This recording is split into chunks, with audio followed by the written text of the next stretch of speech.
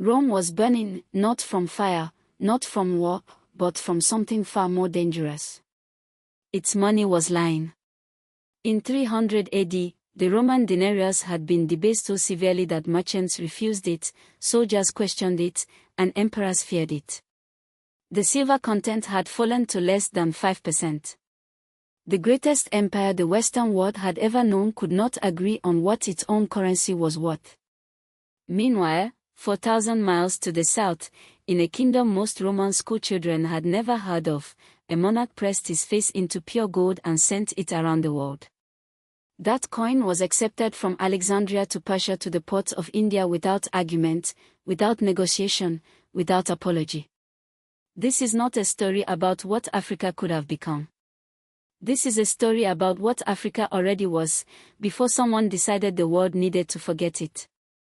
The Aksumite Empire rose from the highlands of northern Ethiopia and the Eritrean plateau beginning around the 1st century AD, but its commercial and military dominance reached its absolute peak between the 3rd and 7th centuries.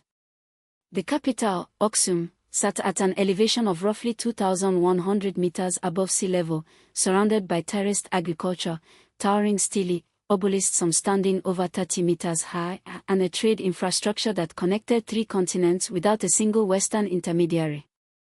The kingdom stretched at various points across modern-day Ethiopia, Eritrea, Djibouti, Sudan, and large portions of the Arabian Peninsula, including Yemen, which Aksum controlled directly under its regional province of Himyar. The port city of Adulis on the Red Sea was not merely a harbor.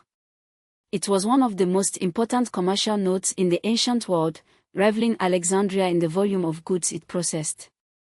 Ivory, tortoiseshell, rhinoceros horn, obsidian, gold, slaves, frankincense, and live animals for Roman arenas moved through Adulis with the precision of a modern logistics system.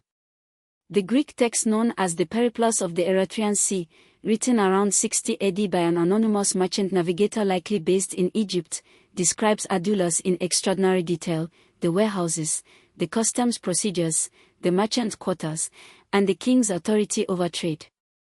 This was not a peripheral civilization making cameo appearances in someone else's story. This was the engine room of the ancient world's most profitable trade corridor, and the people running it were African.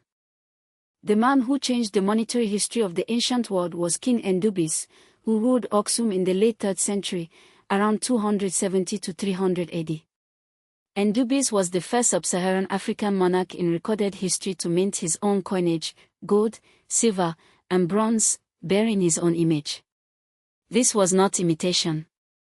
Rome had been minting coins since roughly 326 BC, but the Aksumite coinage under Endubis was innovative in ways that set it apart from anything the Mediterranean world was producing. The coins bore bilingual inscriptions in Greek and Guizi, the ancient Ethiopic script still used in Ethiopian Orthodox liturgy today. The Greek inscriptions were directed at international traders. The Guizi inscription spoke to the domestic population.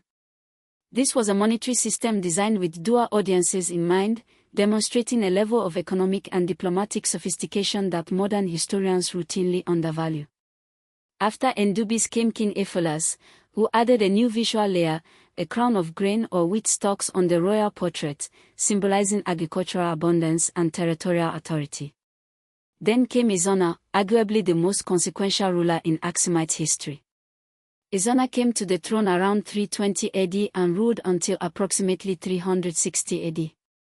Under his reign, Aksum converted to Christianity, making it one of the first states in human history, alongside Armenia, to adopt Christianity as an official state religion, doing so before the Roman Empire made it official policy under Theodosius in 380 AD. Izona's gold coins shifted from pagan imagery to the cross, and that single design decision carried enormous geopolitical weight. Christian merchants throughout the Byzantine world, the Levant, and East Africa now held a coin in their hands that spoke their faith and their commerce simultaneously. Trade was not just business. It was alignment. King Caleb, who ruled around 514 to 542 AD, extended Aksumite power across the Red Sea into Arabia, launching a military campaign into Yemen with an army estimated by contemporary sources at over 100,000 soldiers, a force that dwarfed most European armies of the era. Aksum at its height was not simply wealthy. It was a military superpower conducting expeditionary warfare across an ocean while maintaining a functioning gold monetary standard. The evidence embedded in Aksumite coinage is staggering when you place it in comparative context. Gold solidus coins minted under Izona have been found in coin hoards across Yemen, India's Malabar coast, and throughout the eastern Mediterranean, physical proof of a global reserve currency circulating across 3 continents.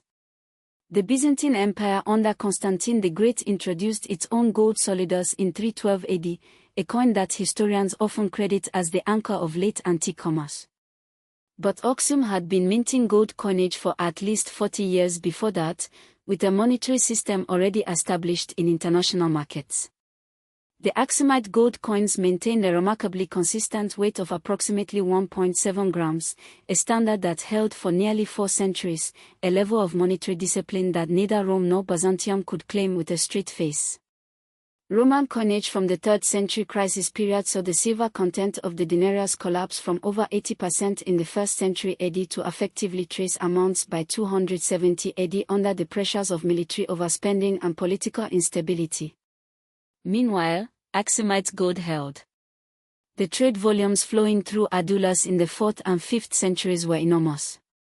The Periplus and later Byzantine trade records suggest that Adulis processed thousands of tons of goods annually, with gold and ivory alone representing commercial values that modern economists have estimated in the tens of millions of contemporary dollars. The Roman Empire spent years negotiating trade agreements with Aksum because it needed Aksumite trade routes to access Indian luxury goods. Byzantium sent official diplomatic missions to Aksum, recorded by the historian Procopius, seeking military alliances and trade guarantees. The Indian kingdom of the Satavahanas and later the Gupta Empire used Aksumite ports as transit hubs. Chinese silk reached Roman markets partly through Aksumite intermediaries. These are not speculative claims. They are documented in Greek, Latin, Syriac, and Guizi primary sources. The Aksumite Empire was operating a global trade network backed by hard currency at a time when Europe was descending into what it would later call its Dark Ages. What happened to this story? Why does the average educated person globally know the name Julius Caesar but not King Izona?